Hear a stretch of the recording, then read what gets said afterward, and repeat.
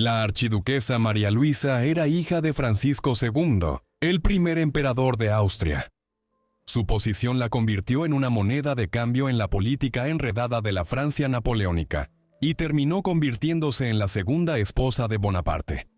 Aquí exploramos cómo surgió su matrimonio, cómo fue y qué le sucedió después de Napoleón. Acompáñame mientras exploramos su historia. La archiduquesa María Luisa nació el 12 de diciembre de 1791. Su padre era el archiduque Francisco, heredero de la Casa de Habsburgo, y con ello, la posición de gobernante de Austria y sus territorios en Hungría, Polonia, Bohemia y gran parte de los Balcanes, junto con el cargo de emperador del Sacro Imperio Romano, que para finales del siglo XVIII se había convertido en un título prácticamente hereditario de los Habsburgo. 7 meses después del nacimiento de María Luisa, su abuelo, Leopoldo II, murió y Francisco le sucedió como Francisco II, gobernante de uno de los estados más poderosos de Europa. La madre de María Luisa era María Teresa de Nápoles y Sicilia. Ella y Francisco tendrían muchos hijos, incluyendo 2 hijos que vivieron hasta la década de 1870, así que siempre fue poco probable que María Luisa gobernara Austria. Sin embargo, ella era la mayor de los hijos de Francisco y María Teresa, y como tal, era una de las jóvenes de la realeza más importantes de Europa. María Luisa fue criada según la tradición con que se criaba a los hijos de la realeza en tiempos premodernos. Esto significaba que pasó a tener su propia casa desde la infancia, y en gran parte criada por su institutriz francesa, Marie Victoire de Folliot de Creneville, y una pequeña brigada de personal doméstico. Su juventud transcurrió bajo la presión de la guerra en toda Europa. En 1789 había comenzado la Revolución Francesa, lo que finalmente llevó al encarcelamiento del rey Luis XVI y la reina María Antonieta, una princesa austriaca que era la tía abuela de María Luisa. En defensa de María Antonieta, Austria había entrado en guerra con Francia en 1792 y permanecería en guerra intermitentemente con los franceses durante gran parte del siguiente cuarto de siglo, generalmente sufriendo derrota tras derrota a manos de Napoleón Bonaparte, quien en 1796 se destacó como general francés al derrotar a los austriacos en el frente italiano de las guerras revolucionarias, y luego se convirtió en primer cónsul en 1799 y emperador de los franceses en 1804. Los años de adolescencia de María Luisa fueron trágicos. A finales de 1805, durante la Guerra de la Tercera Coalición, Napoleón había obtenido una serie de victorias devastadoras sobre los austriacos en Europa Central, y a mediados de noviembre tomó Viena. María Luisa, su familia y el gobierno imperial habían huido de la capital con anticipación. Y en las semanas siguientes, su padre se vio obligado a firmar el más reciente de una serie de tratados humillantes con los franceses, cediendo nuevos territorios al imperio en constante expansión de Napoleón. Para empeorar las cosas, en la primavera de 1807, la madre de María Luisa murió con solo 34 años de edad debido a un parto prematuro, después de desarrollar pleuresía tuberculosa. Finalmente, en la primavera de 1809, el padre de María Luisa y su gobierno decidieron intentar una vez más derrotar a Napoleón y a los franceses en un conflicto armado, conocido como la Guerra de la Quinta Coalición.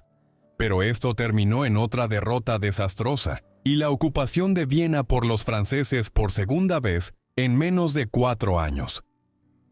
Siguió otro tratado de paz desastroso, en el que Austria fue despojada de más territorio. Sin embargo, no fue tan malo como lo que Napoleón había hecho a otros estados.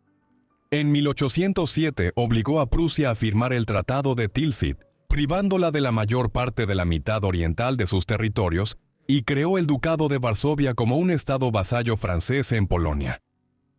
María Luisa fue fundamental en las negociaciones que minimizaron el daño a Austria en 1809.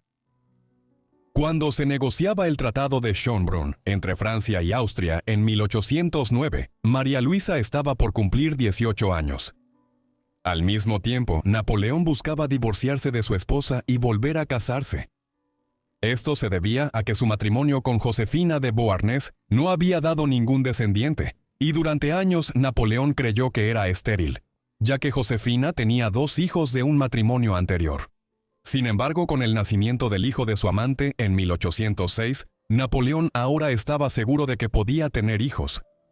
Como Josefina ya tenía unos 45 años y su etapa fértil había terminado, Napoleón no tuvo otra opción más que volver a casarse para asegurar su linaje. Por su parte, los austríacos apoyaron la propuesta de matrimonio, a pesar de que Napoleón tenía más del doble de su edad.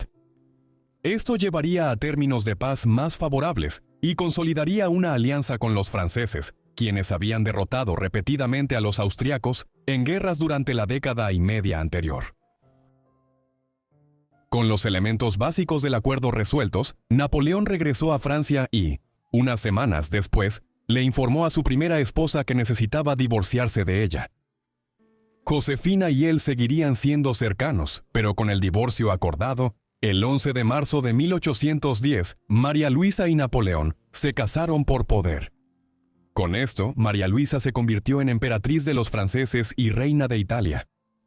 La boda formal en París tuvo lugar a principios de abril, cuando la emperatriz de 19 años llegó para ocupar su lugar junto a su esposo de 40 años. A pesar de la diferencia de edad, el matrimonio de María Luisa y Napoleón fue relativamente exitoso.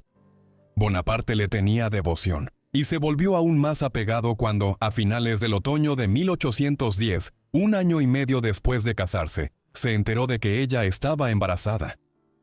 El 20 de marzo de 1811, llegó el heredero que tanto había buscado, cuando nació un niño. Lo bautizaron como Napoleón Francisco Carlos José, príncipe imperial de Francia. María Luisa le escribió a su padre por esa época, argumentando que su esposo era una figura incomprendida y que en realidad era un gobernante mucho más grande de lo que los austríacos le habían reconocido. Por un tiempo, la unión también dio lugar a buenas relaciones entre París y Viena. Mientras que el matrimonio de María Luisa con Napoleón rápidamente resultó en el nacimiento de un heredero, algunos años después ya no habría un imperio para que el príncipe Napoleón pudiera heredar. En el verano de 1812, en respuesta a lo que percibía como la terquedad del zar Alejandro I, al negarse a imponer un bloqueo comercial a Gran Bretaña, Napoleón invadió Rusia, la única gran potencia en Europa continental, que no había logrado derrotar completamente en las guerras de los años 1800. Fue una decisión desastrosa. Sus ejércitos sufrieron enfermedades y falta de suministros mientras marchaban por Rusia, y luego los rusos simplemente se retiraron de Moscú y quemaron la ciudad hasta los cimientos antes de irse. Cuando llegó el invierno, Alejandro se negó a negociar con los franceses, y finalmente Bonaparte tuvo que huir de regreso hacia Polonia. Sus ejércitos quedaron devastados en el proceso. Irónicamente, Napoleón le había escrito a María Luisa desde Moscú, elogiando el hermoso clima de finales de otoño, que había allí en octubre de 1812. Cuando regresó a París a mediados de diciembre, después de un agotador viaje en carruaje desde Polonia hasta Francia, se reunió con María Luisa y le pidió que escribiera a su padre en Viena para que le hiciera ver la necesidad de mantener su alianza con Francia. La emperatriz así lo hizo, pero en Viena los vientos habían cambiado, y, en el transcurso de 1813, el gobierno austríaco decidió unirse a la nueva alianza antifrancesa. Durante el año siguiente, el imperio de Napoleón se desmoronó mientras los rusos, austriacos y prusianos entraban en Francia y se acercaban a París. En la primavera de 1814 abdicó. Estos acontecimientos dejaron a María Luisa en una situación angustiosa. Su esposo era líder de un bando en la guerra de la Sexta Coalición, mientras que su padre era uno de los líderes de la coalición antifrancesa. Esto dividió sus lealtades mientras también tenía que velar por los intereses de su hijo. Pronto se sorprendió cuando Napoleón no solo fue depuesto, sino también exiliado a la isla de Elba en el Mediterráneo. Sin embargo, fue compensada personalmente con la concesión de los títulos de Duquesa de Parma, Piacenza y Guastalla en Italia. Napoleón, como es bien sabido, regresó a Francia desde Elba en la primavera de 1814 y tomó el poder una vez más, antes de perderlo en menos de 3 meses tras ser derrotado en la famosa Batalla de Waterloo. A partir de entonces fue exiliado a la isla de Santa Helena, en medio del Atlántico Sur, a miles de kilómetros de cualquier continente.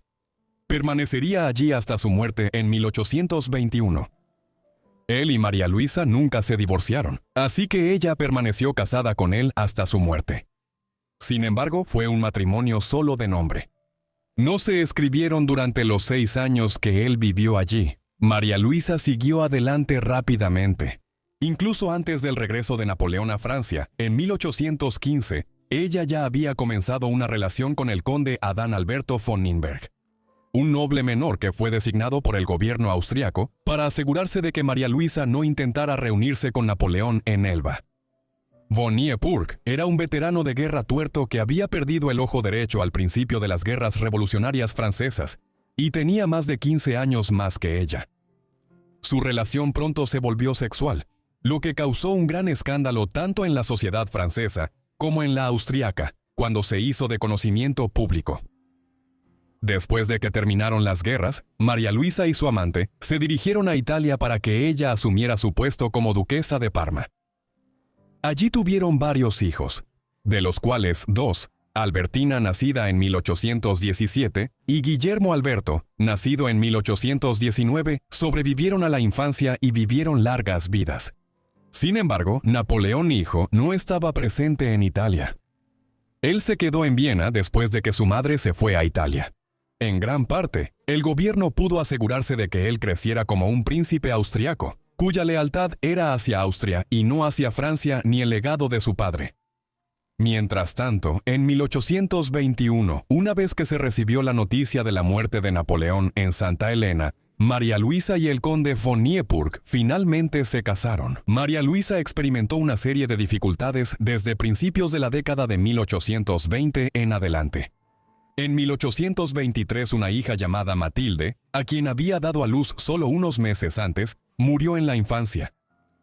Luego, a principios de la primavera de 1829, su segundo esposo murió de insuficiencia cardíaca cuando rondaba los 55 años.